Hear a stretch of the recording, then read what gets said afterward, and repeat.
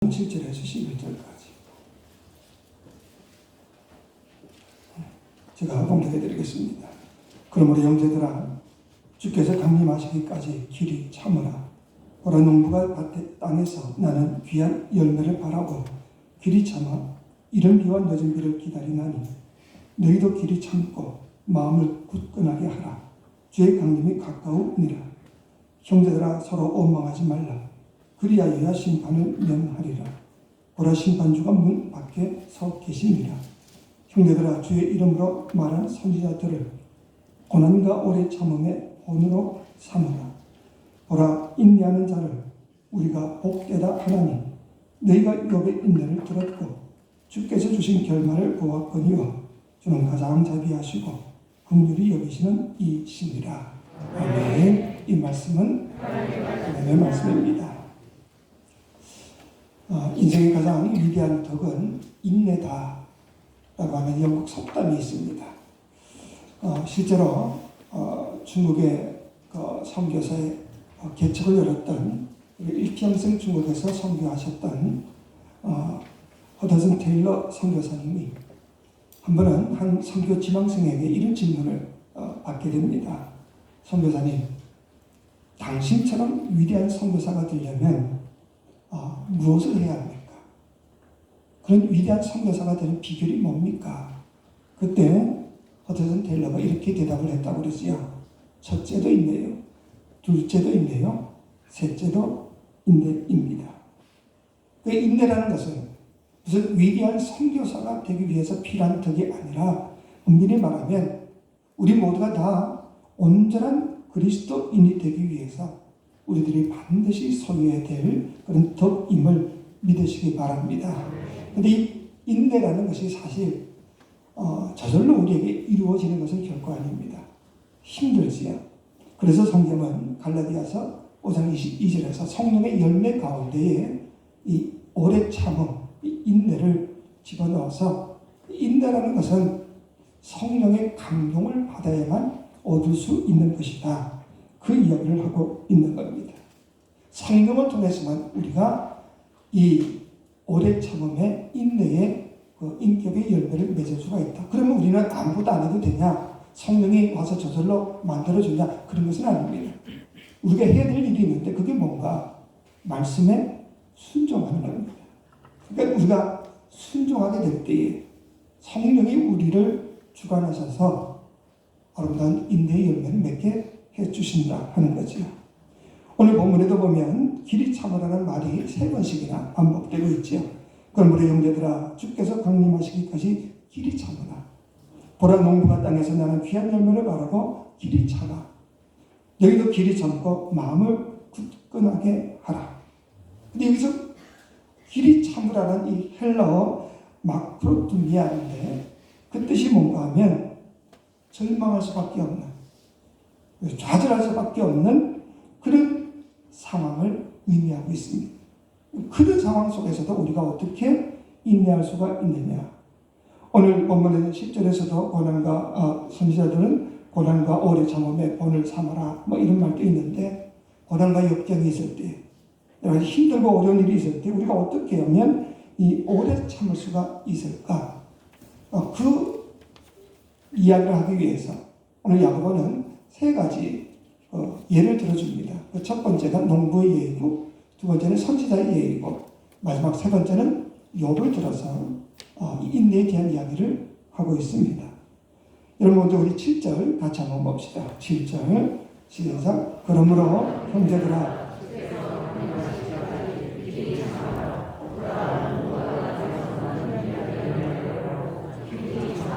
이른 비와 늦은 비를 기다리나니. 아멘. 자, 농부가 풍성한 열매를 거두기 위해서 반드시 해야 될 일이 뭐냐?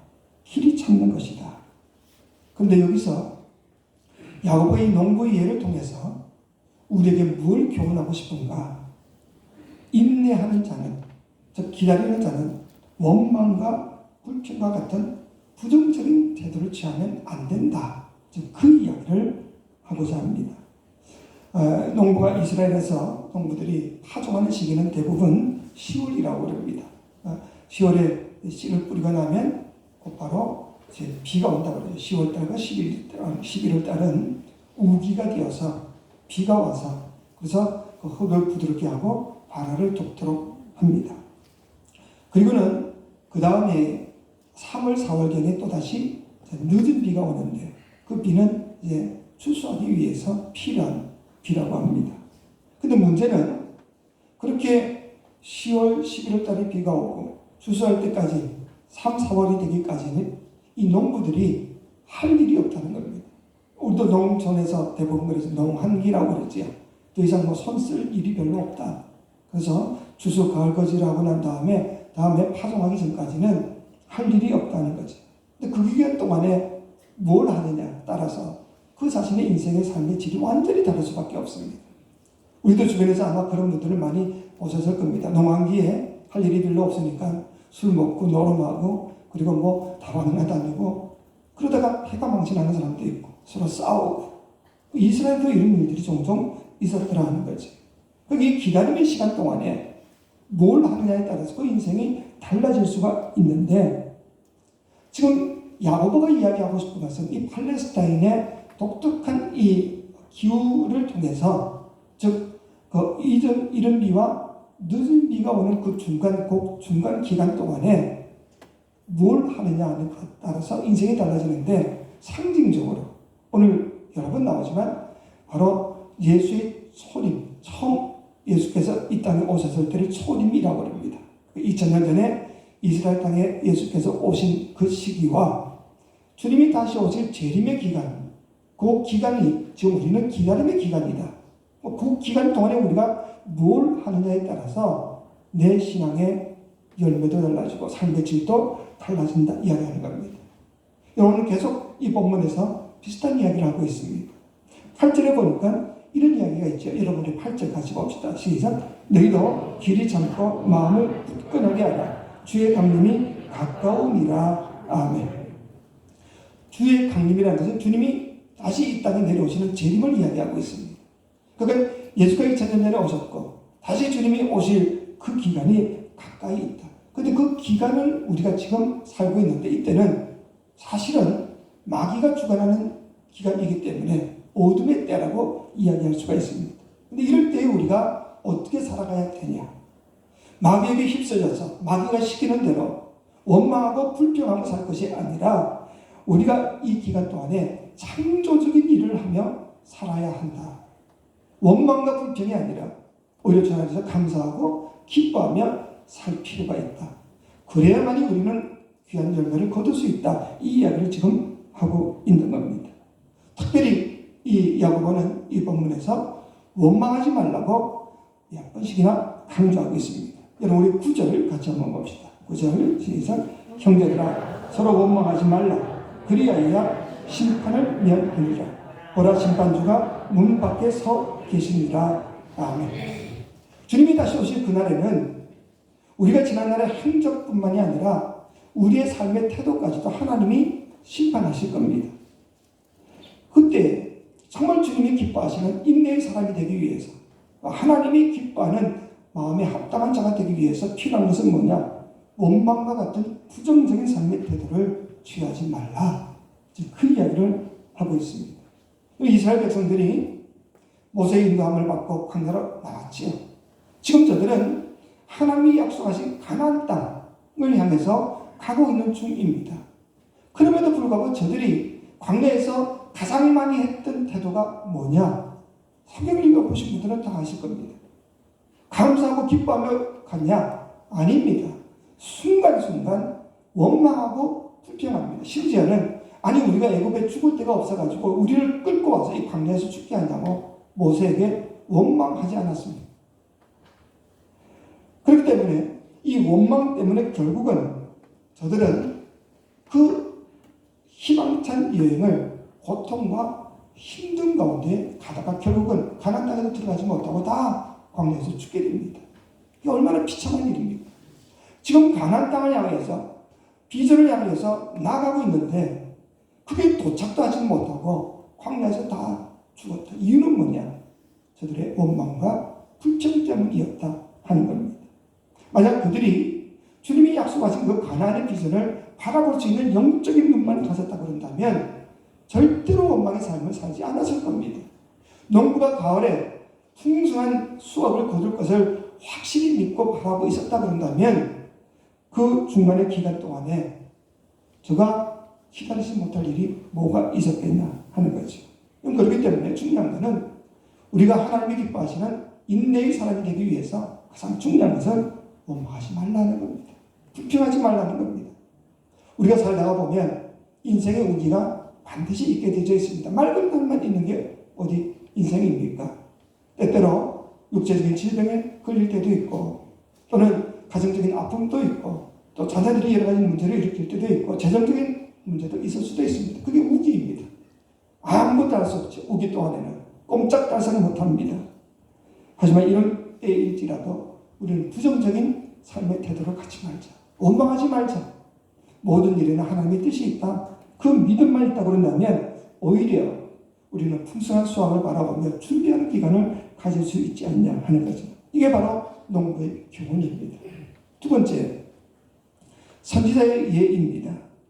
농부의 사례를 통해서는 부정적인 삶의 태도를 갖지 말라 교훈했다면 이 선지자의 예를 통해서 우리에게 뭘 말하고 싶은가? 이 준비 기간 동안에 길이 참을 뿐 아니라 적극적인 사역으로 헌신하라 그 말입니다. 하나님이 나에게 허락하신 그 귀한 일들을 기쁨으로 알고 감사함으로 알고 최선을 다해서 헌신하고 봉사하라 그 뜻입니다. 오늘 본문의 10절에 보니까 이런 말씀이 있지요. 형제들아 주의 이름으로 말한 선지자들을 고난과 오래 참음의 본으로 삼으라. 여러분 선지자들이 왜 고난 받습니까? 주의 이름을 전했기 때문에 고난 받았습니다. 아시지 않습니까? 예수 그리스도의 복음을 전하다가 고난 당했습니다. 그럼에도 불구하고 저들은 결코 후퇴치 않았습니다. 자기 목숨까지 내어놓았습니다. 화형에 자하시기도 하고 짐승에게 찢어 먹히기도 하고 내어 쫓김도 당하고 얼마나 많은 고난이 있었습니까? 그럼에도 불구하고 저들은 뒤로 물러서지 않고 끝까지 그 복음을 전했기 때문에 2000년 뒤에 우리 모두도 다 이 귀한 복음 앞에 감사하며 살고 있지 않습니까? 저들은 이 고난의 기간 동안에서도 적극적으로 주신 사명을 기쁨으로 잘 감당했다. 야고보가 우리에게 말하고 싶은 것은 너희들도 이렇게 살라 그 말이지. 고난의 때가 오더라도 힘든 과정 속에 있다 할지라도 주님 주신 사명이 무엇인지 온전히 깨닫고 그 일에 최선을 다해서 헌신하며 살라. 그 이야기를 지금 하고 있습니다. 사실 농부가 수확의 때를 기다리면서 할 일이 얼마나 많습니까? 그냥 농한기에 가고 그냥 놀 게 아니라 내년의 봄을 위해서 파종하기 위한 씨앗도 준비를 하고 또 밭을 갈아놓기도 하고 여러 가지 준비를 하지 않습니까? 마찬가지로 우리가 부정적인 삶의 태도에 빠지지 말고 내가 할 수 있는 일은 뭐냐? 주님이 지금 나에게 바라는 바가 뭐냐? 이걸 깊이 있게 기도하고 생각하고 그 일을 감당하자 그 말입니다. 우리 때때로 무슨 문제가 생기면 손 놔버리고 아무것도 안 하고 그냥 좌절하고 낭만만 하고 있는데 그러지 말라는 겁니다. 고난할 때 더 열심히 충성하고 헌신하라. 여러분 히브리서 11장에 보면 이 믿음의 선진들의 모든 모습들을 우리가 볼 수가 있지요. 노아는요 비가 올 징후가 전혀 없음에도 불구하고 하나님의 명령에 따라서 배를 짓습니다. 그것도 바닷가에서 짓는 게 아니라 산 꼭대기에서 짓고 있습니다. 얼마나 많은 동네 사람들이 그를 조롱했습니다. 비웃었습니다. 그럼에도 불구하고 노아는 하나님이 주신 명령이기에 내가 할 일은 이거다. 순종합니다. 그래서 끝까지 배를 짓죠. 그 결과 어떻게 되었다는 것은 우리가 너무나 잘 알고 있지 않습니까?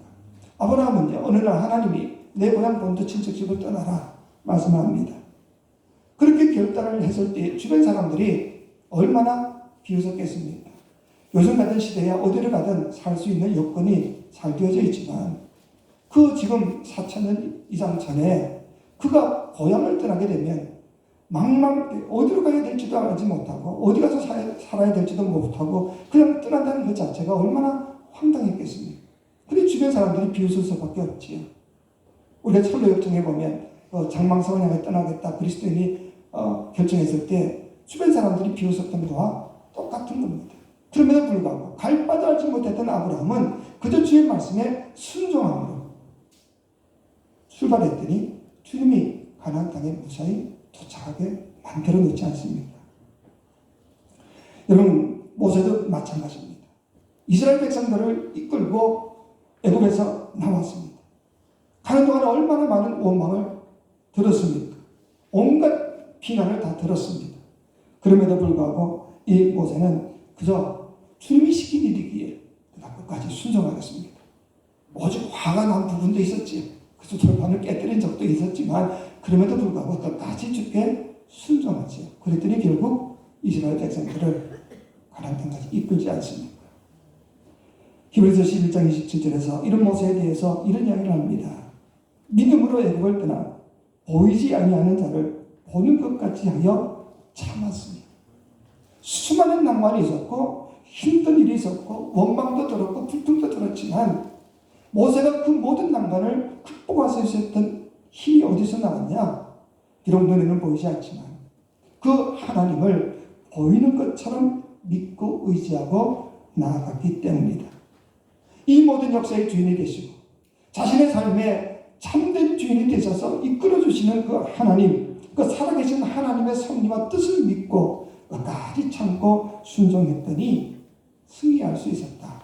성경은 그렇게 기록을 하고 있습니다. 그래서 히브리서 11장을 보신 분들은 다 아시지요. 이런 모든 믿음의 선배들에 대해서 뭐라고 이야기를 합니까? 이런 사람들은 세상이 감당할 수 없는 사람들이다. 세상의 어떤 혼란과 역경이 있다 할지라도 절대로 이 사람들을 불복시킬 수가 없다. 이유는 뭐냐? 주께 순종하며 나갔던 사람들이기 때문에 인생의 여러 가지 고난을 당할 때에 자기 인생의 에너지를 원망과 불평하는 데 쏟지 않고 주신 사명 기쁨으로 끝까지 순종하며 살아갔던 사람들이었기 때문에 결국은 이런 사람은 세상에 어떤 것도 이 사람들은 넘어뜨릴 수가 없다. 이런 믿음의 사람들이 될 수 있기를 주의 이름으로 축원합니다.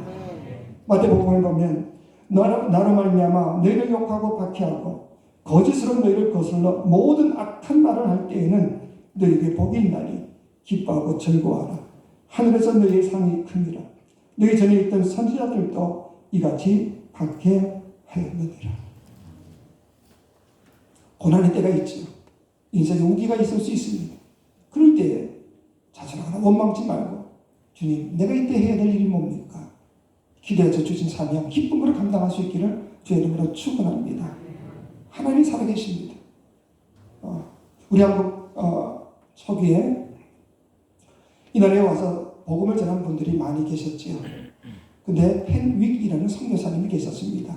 이분은 무슨 언더우드나 아펜젤러 같이 이름이 널리 알려진 사람은 아닌데 이분이 이 땅에 와서 복음을 전하는데 남의 터 위에서는, 즉 다른 사람이 이미 복음을 전한 데서는 복음을 전하지 않겠다. 그래서 일부러 시골로 찾아 들어갑니다. 저 북한에 있는 원산에 가서 시골에 들어가서 복음을 증거했습니다. 근데 이 펜윅의 선교사님의 그 선교 사역 일화에 이런 이야기가 있습니다.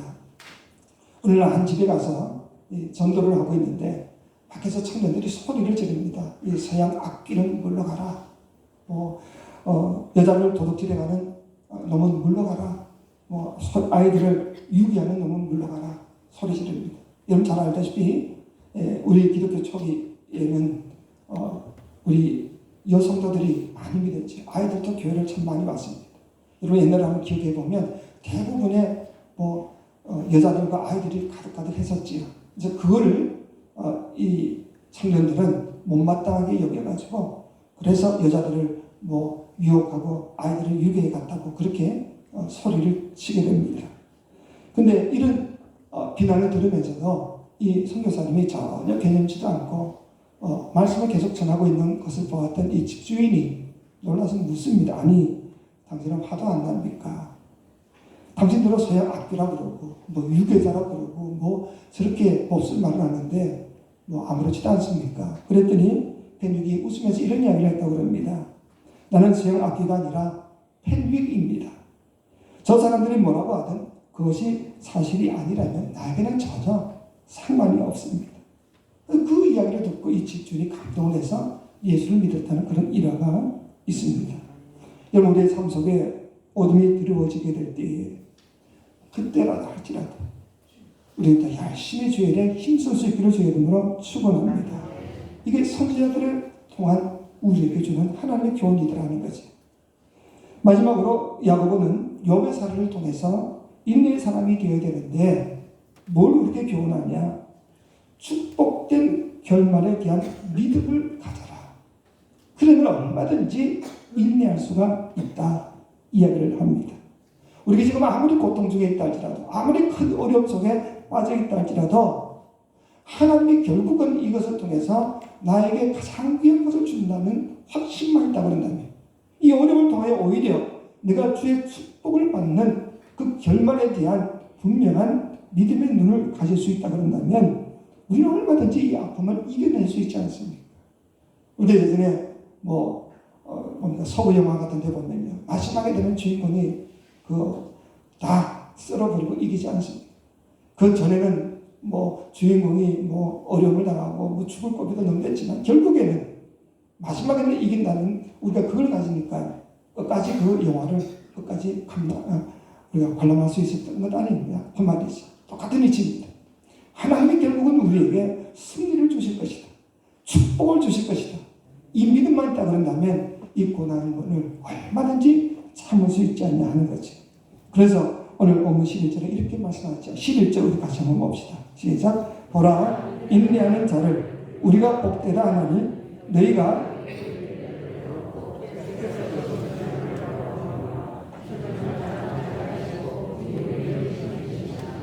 아멘. 주께서 주신 결말을 보지 않았냐. 그래서 욥을 통해서 용기를 얻어라 그 말입니다. 욥은요, 누구에게나 인정받는 의인이었다. 성경에 의하면 동방의 의인이었다. 자기 지역뿐만 아니라 주변 모든 사람들에게 인정받는 그런 의인이었습니다. 그럼에도 불구하고 그에게 아픔이 왔죠. 한꺼번에 자식들이 10명씩이나 죽고 자기 재산이 다 없어지고 몸에 질병이 생기고 온갖 고난이란 고난은 다 겪게 됩니다. 그렇기 때문에 우리 욥을 통해서 내 잘못도 없이 이런 고난도 종종 올 수도 있구나 하는 것을 우리가 인정하며 살자 그 말이죠. 우리는요, 이 동양 문화권에 살고 있기 때문에 인과응보 사상에 아주 젖어가 있습니다.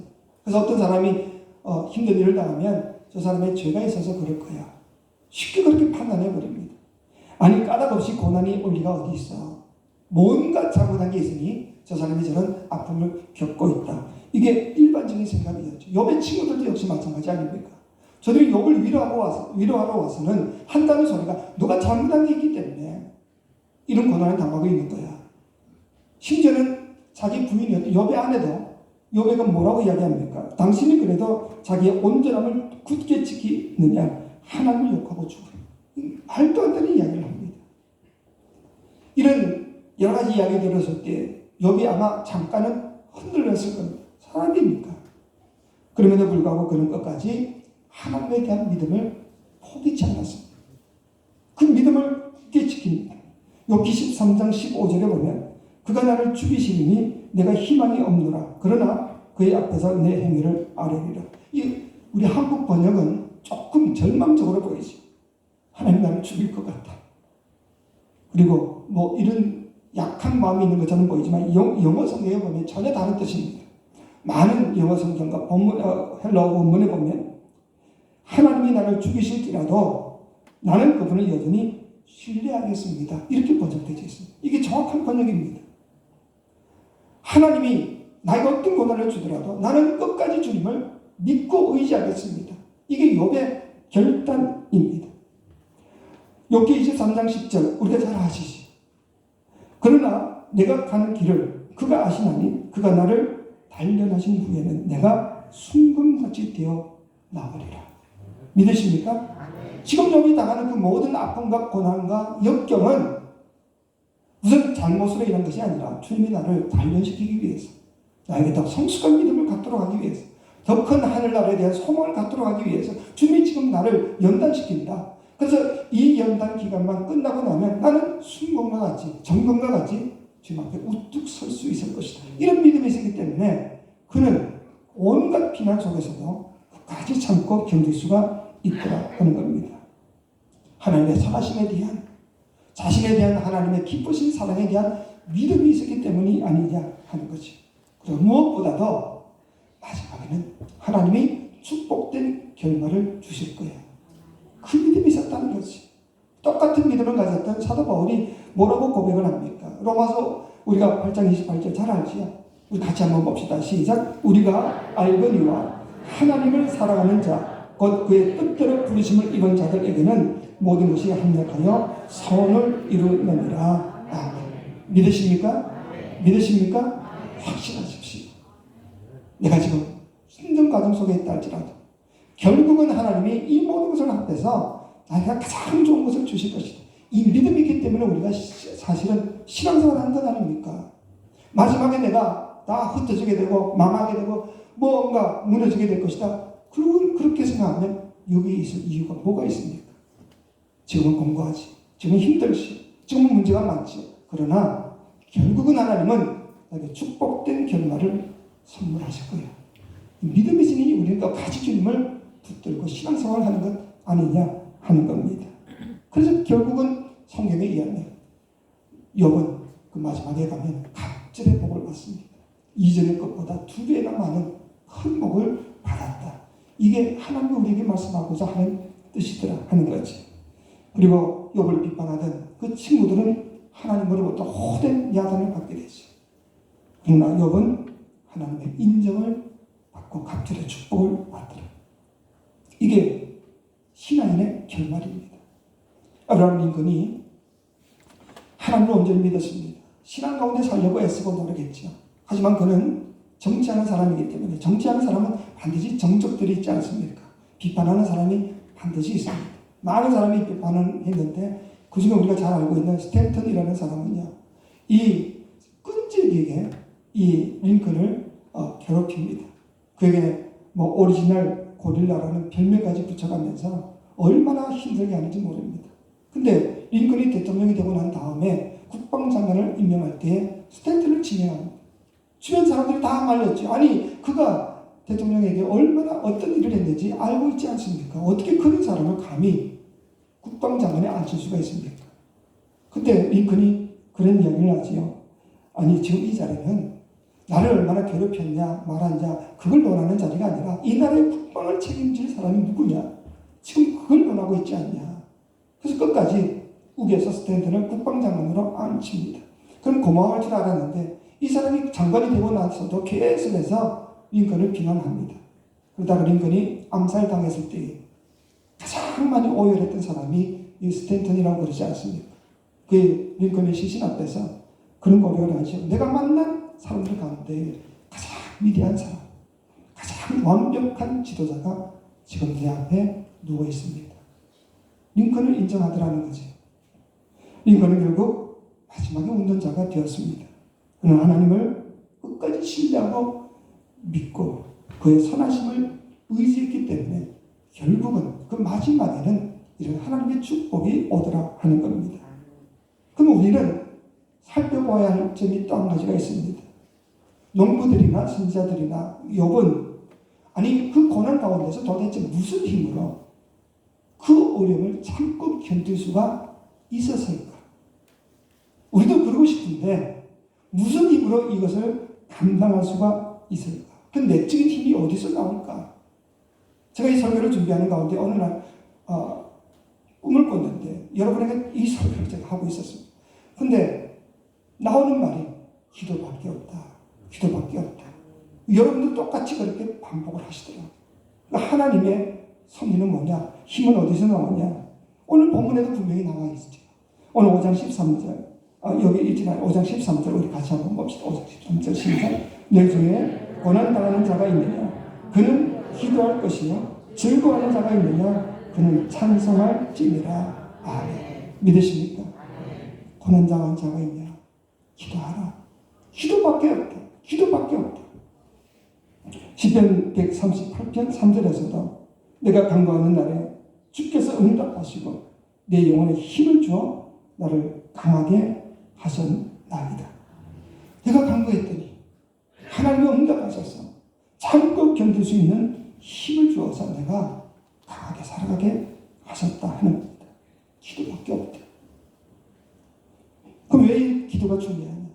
물론 기도하는 가운데 응답받는 것도 중요하지만 제가 깨달은 말은 내가 기도하는 중에 주님과 대화를 나누고 주님과 깊은 영적 교제를 나누면 주님과 친밀함이 생기더라 그 말입니다. 왜 우리에게 자꾸 기도하라 말하냐? 뭐 너가 필요한 거 있냐? 그거 묻고자 한 게 아니라 나와 좀 친하자. 나와 좀 같이 동행하자. 나와 함께 시간을 좀 보내자. 그게 주의 뜻임을 믿으시기 바랍니다. 우리 너무 세상에 빠져서 헛된 일에 내 시간과 내 물질과 내 모든 것을 다 허비하고 살고 있습니다. 이제 곧 우리 모두가 다 주님 앞에 부름받은 것 아닙니까? 영원히 땅에 살 사람 누가 있습니까? 주님 앞에 갔을 때 주님과 너무 관계가 서먹서먹해가지고 주의 얼굴도 제대로 볼 수 없는 그런 지금이라고 한다면 그러면 어떻게 천국 생활을 할 수가 있겠습니까? 그러니 지금이라도 주님과 교제하는 시간을 좀 깊이 가져서 주님과 좀 더 깊은 그런 영적 교제가 있기를 주의 이름으로 축원합니다. 주님 볼 때 정말 기쁨과 반가움으로 뛰어가서 주의 품에 안길 수 있는 그런 사람이 되어야지 주님 앞에 그저 서기가 부끄러워가지고 주님이 뭐라고 할까봐 삐죽삐죽거리고 뒤돌아서 있다 그런다면 이것처럼 헛된 신앙생활이 어디 있습니까? 왜 우리가 신앙생활을 하고 있습니까? 마지막 주님 앞에 살 날을 준비하는 기간이 신앙생활 아닙니까? 근데 그런 것에 대해서는 전혀 관심도 두지 않고 뭘 여기서 얻었냐, 하나님이 응답했냐 말았냐, 건강하냐 마냐, 이건 중요한 게 아닙니다. 잠깐 사는 이 세상이 다 그랬습니다. 텐트를 치고 사는 것 같다고 성경에 말하고 있지 않습니까? 이 장막의 기간이 끝나고 나면 주님 앞에 서게 될 터인데 그때 우리가 어떤 모습으로 설 것인가를 지금 준비하지 못하면 그것도 기도하면서 주님과 깊은 영적 교제가 없다고 한다면 우리는 참으로 부끄러울 수밖에 없을 겁니다. 우리의 기도를 통해서 주님과 더 깊은 영적 교제가 있고요. 더 강력해질 수가 있습니다. 기도할 때 내 마음속에 원망이 치유가 되는 하나님의 기적을 체험할 수가 있습니다. 기도할 때 내 마음속에 인생에 대한 여러 가지 복잡한 문제가 풀릴 뿐 아니라 주님이 주신 사명을 깨닫고 더 적극적으로 헌신할 수 있는 힘을 얻을 수 있음을 믿으시기 바랍니다. 기도할 때 하늘의 비전을 네가 온전히 바라보아서 성실한 믿음 생활을 할 수가 있는 겁니다. 그렇기 때문에 지금 어떤 고난의 상황에 처했다 할지라도 기도함으로써 더 강력한 주님과의 영적 교제를 통해서 주의 주시는 위로와 그 능력 가운데에 참고 인내할 뿐 아니라 하늘의 비전을 가지고 또 소망 중에 기뻐하며 감사하며 또 열심히 살아갈 수 있는 저와 여러분 되시기를 주의 이름으로 축원합니다. 사랑의 아버지 하나님, 우리 앞에 어떤 일이 있다 하더라도 원망과 불평치 않도록 허락하시고 더 적극적으로 주의 주신 사명에 순종하며 헌신할 뿐 아니라 축복된 결말에 대한 비전을 가지고 주 앞에 충성케 도와주옵소서. 그러기 위하여 더 열심히 주님 앞에 기도함으로 주신 바 은혜와 능력 허락받아서 승리의 삶을 살아가는 우리 모두가 되게 도와주옵소서. 예수님의 이름으로 기도하옵나이다. 아멘.